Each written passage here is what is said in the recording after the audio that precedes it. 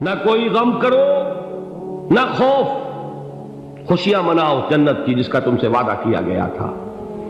اللہ کی ربوبیت پر اطمینان جب انسان کو ہو جاتا، میرا رب اللہ ہے، ربی اللہ، انسان کے لیے نہ کوئی کھٹکا، نہ کوئی خطرہ، نہ کوئی خوف، نہ کوئی حزن۔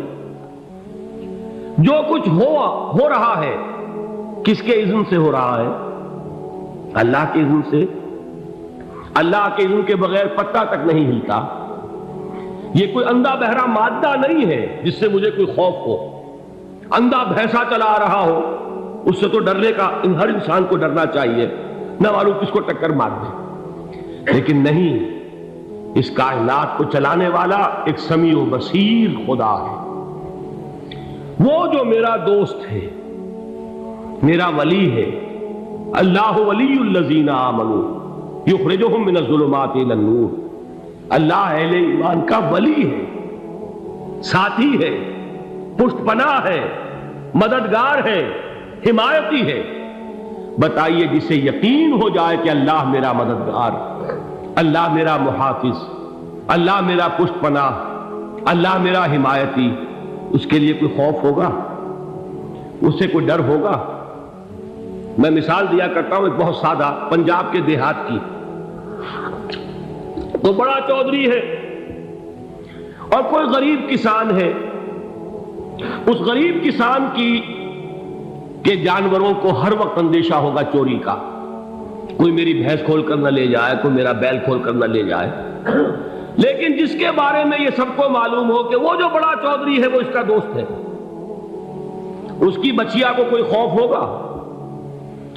اس کی بھینس پر کوئی ہاتھ ڈالے گا؟ اسے کوئی اندیشہ ہوگا؟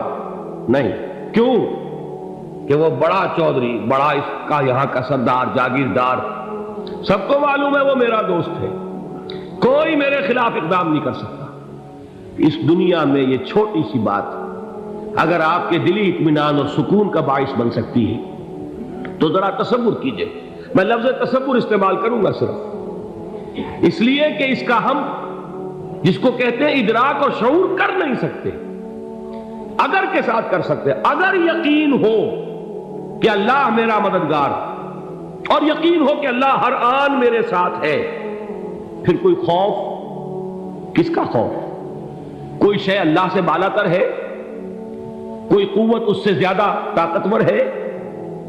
کوئی اس کے ارادے کو بدلنے والا ہے؟ کوئی اس کی مشیت کے آڑے آنے والا ہے؟ یہی بات ہے جو حضور نے فرمائی، یہ ایمان کا حاصل ہے لب لباب، کہ دیکھو اچھی طرح اس بات کو ذہن نشین کر لو، اگر تمام انسان مل کر تمہیں کوئی نقصان پہنچانا چاہے نہیں پہنچا سکتے، مگر جو کچھ اللہ نے لکھ دیا ہو، اور تمام انسان مل کر تمہیں کوئی نفع پہنچانا چاہے نہیں پہنچا سکتے، مگر وہ شے جو اللہ نے طے کر دی۔ آپ پھر میں کہوں گا ذرا طاری کیجئے، اسے فرض کیجئے، اسے سوچئے۔ اگر اس حدیث پر ہمارا دل ٹھکا ہوا ہو تو کسی سے ڈر ہوگا؟ یہ مجھے نقصان نہ پہنچا دے، یہ میری رپورٹ خراب نہ کر دے، یہ میری انکریمنٹ نہ رکوا دے، یہ میرا یہ نہ بگاڑ دے، یہ میرے یہ نقصان نہ پہنچا دے۔ اس کا ڈر، اس کا ڈر، اس کا خوف، اس کی خوشامد، اس کے لیے جا کر طرح طرح سے اپنی عزت نفس کو ذلیل کروانا اس کے سامنے، یہ سب کچھ کیوں کرتا ہے انسان؟ جب سمجھتا ہے کہ اس کے ہاتھ میں میرا کوئی نفع ہے، اس کے ہاتھ میں میرے لیے کوئی ضرر ہے، یہ مجھے کوئی غضب پہنچا سکتا ہے، یہ مجھے کوئی نقصان پہنچا سکتا ہے، یہ میرا کوئی کام بنا سکتا ہے، یہ میری کوئی ضرورت پوری کر سکتا ہے، اسی کا نام شرک ہے۔ جہاں آپ نے یہ سمجھا کہ غیر اللہ کے اندر کوئی طاقت موجود ہے، وہی شرک ہے۔ بتوں سے تجھ کو امیدیں، خدا سے نو امیدی، مجھے بتا تو صحیح اور کافری کیا ہے؟ شرک تو یہ ہے۔ جس پر بھی تمہیں یہ خیال ہے، کلمہ ہے یہ کلمہ سوم، لا حول ولا قوت الا باللہ، ذرا اس پر دل کو کبھی اگر آپ تصور کریں، پھر فرض کریں، دل ٹھک جائے اس پر، کوئی طاقت نہیں۔ یہی بات تھی جو شیخ عبد القادر جیلانی رحمۃ اللہ علیہ نے اپنی وصیت میں اپنے بچے سے کہی۔ 11ویں دینے والے ہیں، لیکن حضرت شیخ عبد القادر جیلانی کی وصیت اور تعلیمات کو کتنے لوگ ہیں کہ جانتے ہو؟ یہ جن مقامات تک پہنچے ہیں وہ کس چیز کی بدولت پہنچے؟ انہوں نے جو پیغام دیا وہ کیا تھا؟ اے میرے بچے، جس طریقے سے قرآن مجید میں حضرت لقمان کی نصیحتیں جو ہے نقل کر دی گئی ہیں، میں یہ عرض کروں گا بالفرض اگر قرآن حضرت عبد القادر جیلانی کے بعد نازل ہوا ہوتا تو شیخ عبد القادر کی یہ نصیحتیں بھی قرآن میں درج ہوتی۔ اتنی اونچی نصیحتیں ہیں۔ اے میرے بچے، اس حقیقت کو ذہن نشین کر لے، لا فاعل فی الحقیقت ولا مؤثر الا اللہ۔ اس کائنات میں نہ کوئی فاعل حقیقی ہے نہ مؤثر حقیقی ہے سوائے اللہ۔ کسی شے میں کوئی تاثیر نہیں اگر اللہ نہ چاہے۔ آگ جلا نہیں سکتی اگر اللہ نہ چاہے، پانی ڈبو نہیں سکتا اگر اللہ نہ چاہے، زہر ہلاک نہیں کر سکتا اگر اللہ نہ چاہے، کوئی چیز فائدہ نہیں پہنچا سکتی اگر اللہ نہ چاہے۔ تو در در پہ کیوں سر جھکاتے ہو؟ در در پر کیوں جبیں سائی کرتے ہو؟ سب کے سامنے کیوں ہاتھ پھیلاتے ہو؟ ایک اللہ سے مانگو، ایک اللہ کے سامنے زمین پر اپنی جبین رکھو۔ لا فاعل فی الحقیقت ولا مؤثر الا اللہ۔ نظر آتا ہے ہمیں کہ پانی پیاس بجھا دیتا ہے، پیاس بجھانے کی صلاحیت پانی میں نہیں ہے، اللہ کے اذن سے۔ کھانا بھوک مٹا دیتا ہے، بھوک مٹانے کی صلاحیت کھانے میں نہیں ہے، اذن رب میں ہے۔ دیکھیے یہی یقین تھا حضرت موسیٰ علیہ السلام کا واقعہ یاد کیجئے۔ سامنے سمندر آ گیا ہے، قوم دیکھتی ہے پیچھے کہ گرد و غبار کا طوفان ہے۔ معلوم ہوا کہ فرعون اپنے لشکر سمیت آ گیا۔ لشکر جب چلتا تھا تیز رفتاری کے ساتھ تو گرد و غبار کا جو طوفان اٹھتا تھا اس کا تصور کیجیے، اور لمحہ بلمحہ وہ قریب آ رہا ہے۔ پوری قوم نے کیا کہا؟ اے موسیٰ انا لمدرکون، اے موسیٰ ہم کو پکڑے گئے۔ قرآن مجید نے تو یہاں وہ باتیں نہیں لکھی ہیں، لیکن تورات میں یہ درج ہے کہ بنی اسرائیل جھگڑنے لگے، دست و گریبان ہو گئے موسیٰ کے ساتھ۔ موسیٰ نے یہاں مروایا لا کر، اس سے تو ہم ہی بہتر تھے، وہاں کھانے کو ملتا تھا، زندگی تو تھی، بیگار ہم کر رہے تھے، موت تو نہیں تھی۔ اب جو کچھ ہوگا اس کا تصور کرو، جس طریقے سے ہمارے ٹکڑے اڑائے جائیں گے۔ تو لڑ رہے ہیں حضرت موسیٰ علیہ السلام سے۔ یہ تورات کی تفصیل ہے، قرآن میں صرف اتنا آیا ہے، پریشان ہو کر انہوں نے کہا انا لمدرکون، موسیٰ ہم کو پکڑے گئے۔ اس وقت موسیٰ کا جواب کیا ہے؟ کلا ان معی ربی سیہدین، نہیں، میرے ساتھ میرا رب ہے، وہ راستہ دے گا۔ بتائیے کہاں راستہ نظر آ رہا ہے؟ یہ ہے ایمان بالغیب۔ راستہ نظر نہ آئے تب اللہ پر یقین ایمان ہے۔ جیب میں پیسے ہوں اور تب دل کو اطمینان ہے تو ایمان کس پر ہوا؟ پیسے پر، اللہ پر نہیں۔ جب وسائل و ذرائع نہ ہو اور پھر یقین ہو کہ اللہ مسبب الاسباب ہے، وہ اسباب کا پابند نہیں ہے، وہ اسباب کا محتاج نہیں ہے، اسباب اس کے محتاج ہے۔ اگر یہ یقین ہے تو اللہ پر ایمان ہے، یہ نہیں ہے تو تمہارا ایمان اسباب پر ہے، وسائل پر ہے، ذرائع پر ہے، مادیات پر ہے، اللہ پر نہیں۔ اس وقت کہاں راستہ تھا؟ کوئی راستہ تھا؟ سمندر ہے اور ادھر سے لشکر آ گیا ہے۔ کلا ان معی ربی سیہدین۔ اب دیکھیے ایمان کہہ دینا آسان ہے، ہوا معکم اینما کنتم، جہاں کہیں بھی تم ہوتے ہو اللہ تمہارے ساتھ ہوتا ہے، لیکن اس کا یقین قائم ہو جائے تو زمین و آسمان کا فرق واقع ہو جائے۔ یہی بات ہوئی حضور کے ساتھ۔ غار ہے، چھپے ہوئے ہیں محمد رسول اللہ اور آپ کے وہ یار غار ابو بکر صدیق رضی اللہ تعالی عنہ۔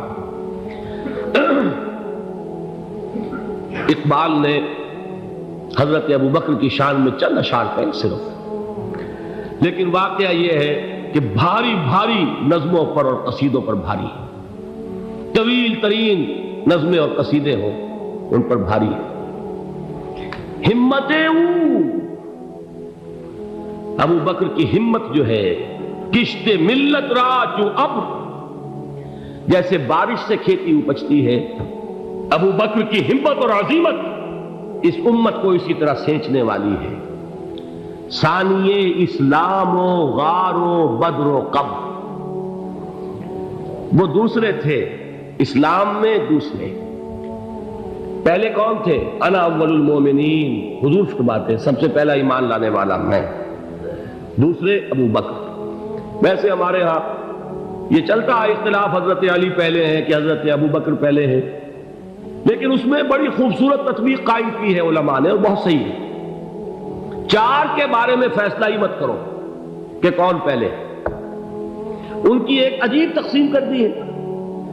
آزاد مردوں میں، بالغ مردوں میں سب سے پہلے ابو بکر، بچوں میں سب سے پہلے علی، خواتین میں سب سے پہلے خدیجہ، اور غلاموں میں سب سے پہلے زید بن حارثہ۔ بڑی پیاری تقسیم ہے، یہ چاروں ہی پہلے ہیں، ہر ایک کے لیے اولیت ہے۔ اور واقعہ یہ ہے کہ اگر زمانی اعتبار سے تعین ہوگا تو پہلے خدیجۃ الکبریٰ آئیں گی رضی اللہ تعالی عنہ، کسی اور سے بات کرنے کی نوبت بعد میں آ سکتی ہے، پہلے تو اہلیہ محترمہ سے بات ہوئی، آتے ہی پہلی وحی ہوئی ہے، ابھی تبلیغ کا حکم نہیں تھا۔ کس کو بتایا واقعہ؟ ابھی اپنی نبوت کی تبلیغ کا تو حکم ہی نہیں آیا، واقعہ کس کا ہے؟ وہ خدیجہ کا ہے۔ جب کہا ہے کہ خشیت علی نفسی، مجھے اپنی جان کا اندیشہ ہے، تو کیا جواب دیا خدیجہ نے رضی اللہ تعالی عنہا؟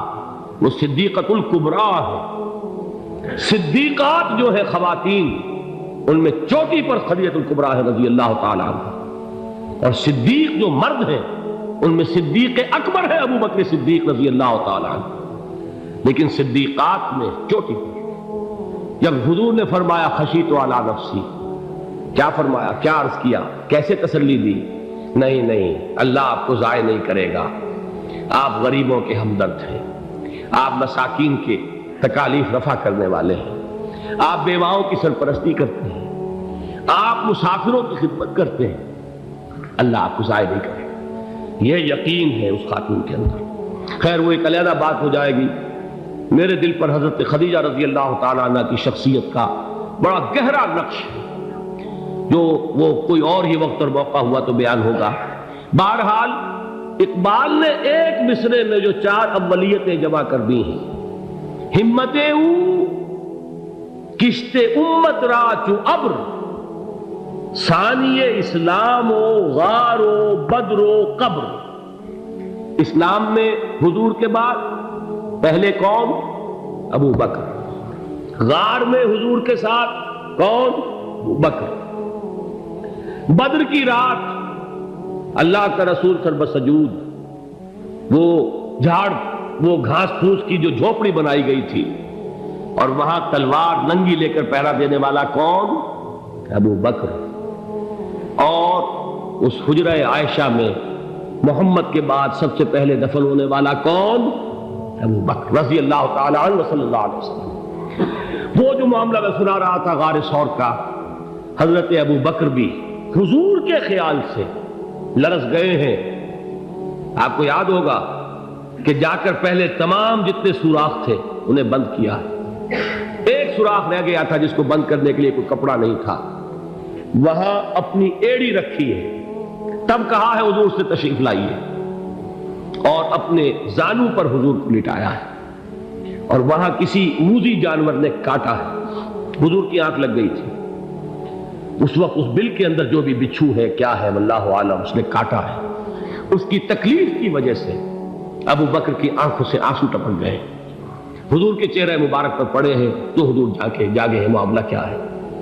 ایڑی نہیں ہٹائی وہاں سے، مبادا وہ جانور وہاں سے نکل کر محمد الرسول اللہ کو کوئی گزن پہنچا دے، ابو بکر کی ایڑی ہے، جس طرح چاہے کھا لے، ختم کر دے، جان نکل جائے تب کوئی آنچ آئے، محمد پر تو آئے، لیکن جیتے جی نہیں۔ وہ ہے ابو بکر۔ حضور کے خیال سے اس وقت حضور نے پھر اپنا لعاب دہن لگایا ہے، اور اس سے پھر آپ کی تکلیف ختم ہوئی۔ جیسے خیبر میں حضرت علی کی آنکھ دکھ رہی تھی، اس کو جو شفا حاصل ہوئی ہے وہ بھی حضور کے لعاب دہن سے ہوئی۔ تو بہرحال اس وقت انہوں نے کہا ہے کہ اے نبی یا رسول اللہ، اگر اس وقت ان میں سے کسی نے غیر ارادی طور پر بھی اپنے قدموں کی طرف جھانک لیا تو پکڑے جائیں گے، کیا جواب تھا اللہ کے رسول کا؟ لا تحزن ان اللہ معنا، اللہ ہمارے ساتھ ہے، کیوں گھبراتے ہو ابو بکر؟ یہ ہے ایمان باللہ، میرا مالک اللہ، میرا رازق اللہ، میرا محافظ اللہ، میرا مددگار اللہ، میرا پشت پناہ اللہ، میرا دوست اللہ۔